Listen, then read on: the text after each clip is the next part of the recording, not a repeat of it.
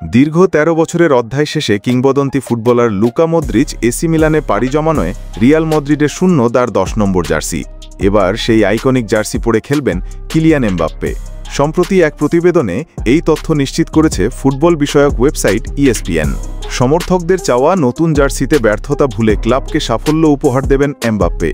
Real মাদ্রিদের শুরুটা প্রত্যাশিত না হলেও ক্রিশ্চিয়ানো রোনাল্ডোর অভিষেক মৌসুমে সব প্রতিযোগিতা মিলিয়ে ৩৩ গোলের রেকর্ড ভাঙেন এমবাপ্পে। সবশেষ লা লিগায় ৩১ গোল নিয়ে সর্বোচ্চ স্কোরার হয়েছেন। শুরুর হতাশা কাটিয়ে দলের সবচেয়ে বড় তারকা এখন এমবাপ্পে। তবে গেল মৌসুমটা প্রত্যাশিত যায়নি রিয়াল মাদ্রিদের। লা লিগায় শিরোপা হেরেছে বার্সেলোনার কাছে, চ্যাম্পিয়ন্স লিগেও ব্যর্থ হয়েছে ১৫ বারের শিরোপা জয়ীরা।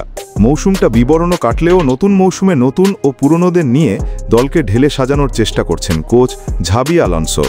এমবাপ্পের জার্সি নম্বরেও আসছে পরিবর্তন। লুকা মাদ্রিদের আইকনিক ১০ নম্বর জার্সি পরে আগামী মৌসুম থেকে খেলবেন এমবাপ্পে। জাতীয় দলে ১০ নম্বর জার্সি পরেই খেলেন এমবাপ্পে। ESPN-এর খবর, শুরু থেকেই পরিকল্পনা ছিল ১০ নম্বর জার্সি খালি হলে এমবাপ্পে সেটা পরবেন। যদি মদ্রিচ আরও ১ বছরের জন্য চুক্তি নবায়ন করতেন, এমবাপ্পে তখন ৯ নম্বর জার্সি পরেই খেলার জন্য প্রস্তুত ছিলেন।